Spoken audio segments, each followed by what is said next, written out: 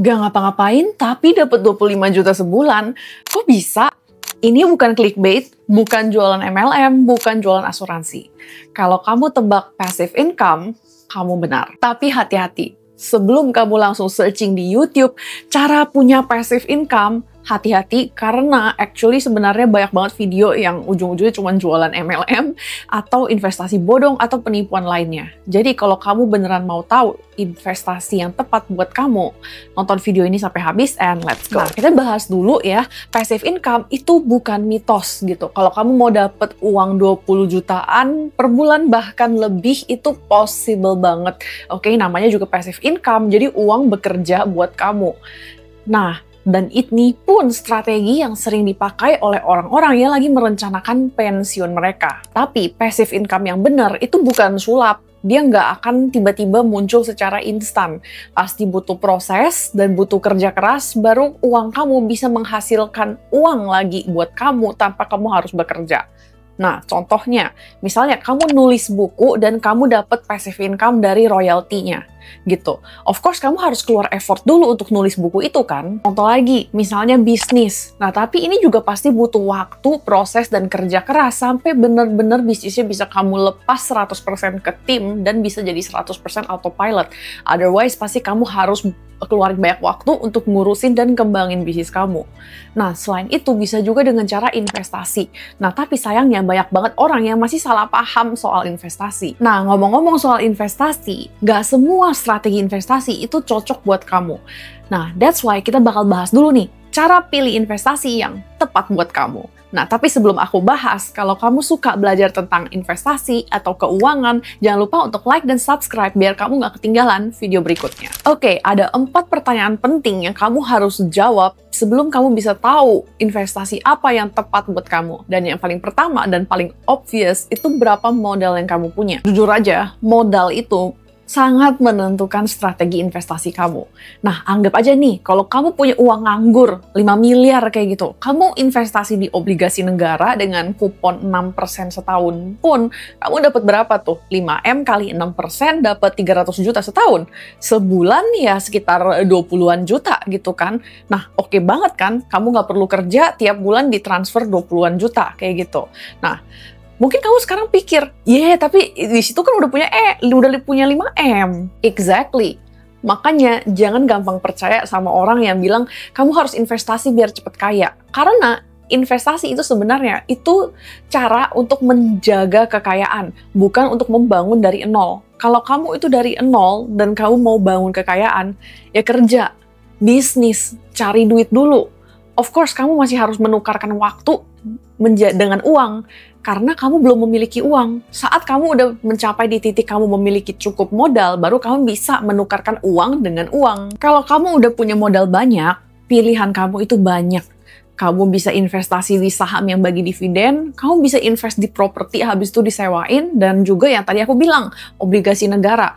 Nah, of course, beda kalau misalnya modal kamu itu masih kecil dan kamu cuma bisa nyicil mungkin 1 juta kayak gitu sebulan. Which brings us to our next question yang kamu harus jawab adalah, kamu tuh investasinya mau sekali beli langsung besar atau kamu mau nabung sedikit tiap bulan? Oke, buat yang perintis kadang suka bingung nih, lebih baik kumpulin duit habis itu sekali invest langsung besar atau nyicil aja tiap bulan? Nah, jawabannya itu tergantung kemampuan kamu. Dan juga tergantung instrumennya. Kalau dia itu instrumen yang cenderung stabil dan pelan-pelan makin lama makin naik kayak gitu, mungkin contohnya seperti reksadana pasar uang, mungkin bakal lebih cocok untuk kamu langsung beli sekaligus gitu biar dapat harga yang semurah mungkin. Tapi mungkin kalau kamu belum memiliki dana sebesar itu, harus kayak gimana? Ya udah, nabung rutin dulu aja, nggak apa-apa. Mungkin mulai dari 1 juta sebulan atau bahkan kurang dari itu. Yang penting konsisten dulu aja. Nah, tapi memang ya, nggak semua instrumen itu cocok untuk dilakukan strategi nabung rutin. Misalnya seperti obligasi. atau properti. Biasa ada minimum pembelian untuk obligasi. Dan kalau properti juga kamu nggak mungkin bisa cuma nyicil nabung 100.000 per bulan kan gitu. Nah, tapi kalau misalnya kamu mau nabung rutin di reksadana atau emas atau bahkan saham blue chip, itu possible banget, dan justru dengan strategi nabung rutin itu bisa bantu kamu dapat harga yang terbaik. Dan kalau misalnya instrumennya fluktuatif, misalnya seperti saham, malah kan dengan kamu lakukan dollar cost averaging atau nabung rutin, itu bisa mengurangi resiko biar kamu dapat harga rata-rata yang lumayan rendah.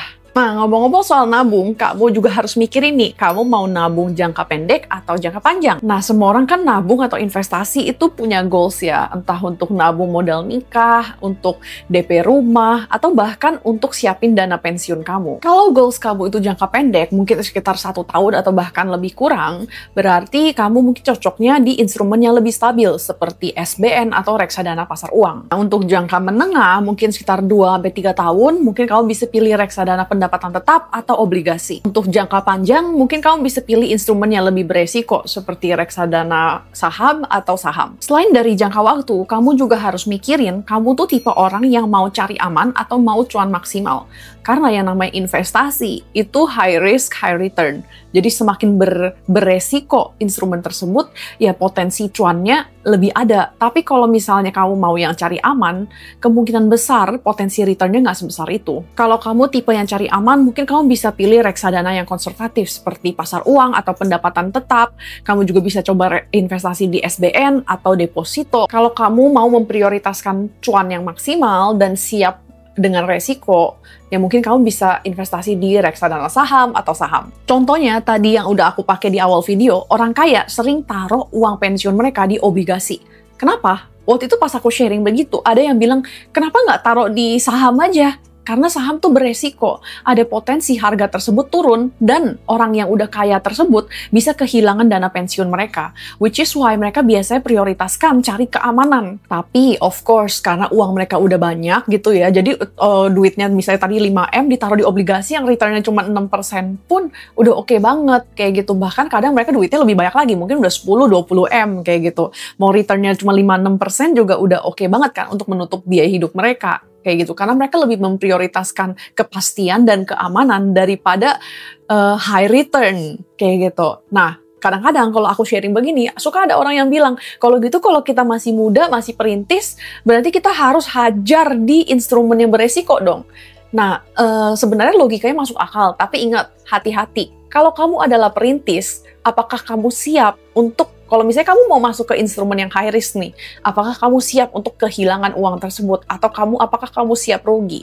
Karena yang namanya high return itu high risk. Kalau menurut aku, kalau kamu mau masuk ke instrumen yang beresiko, yang high risk seperti saham lah dan lain-lain, menurut aku sih boleh-boleh aja. Tapi ingat, diversifikasi. Jangan taruh semua uang kamu di sana. Coba dibagi-bagi porsinya. Ada juga yang di instrumen yang lebih aman. Biar kalau misalnya nih, amit-amit banget harganya turun dan kamu rugi, kamu nggak kehilangan semua uang kamu. Kalau kamu sendiri suka investasi apa? Coba jawab di kolom komen. Kalau kamu udah nonton sejauh ini, kamu pasti udah tertarik banget soal investasi. Nah, tapi percuma kamu investasi kalau keuangan kamu tuh masih minus. Ya, tiap bulan uang keluar lebih banyak daripada uang masuk, atau bahkan kamu masih banyak utang. Nah, itu tuh harus dibenerin dulu. Dan kalau kamu mau serius blow up keuangan dari nol, dan bener-bener mengubah keuangan kamu 6 bulan ke depan, kamu bisa lanjut ke videoku yang ini, karena udah aku sharing step by step-nya. Oke, thanks for watching, dan sampai jumpa lagi di videoku yang ini.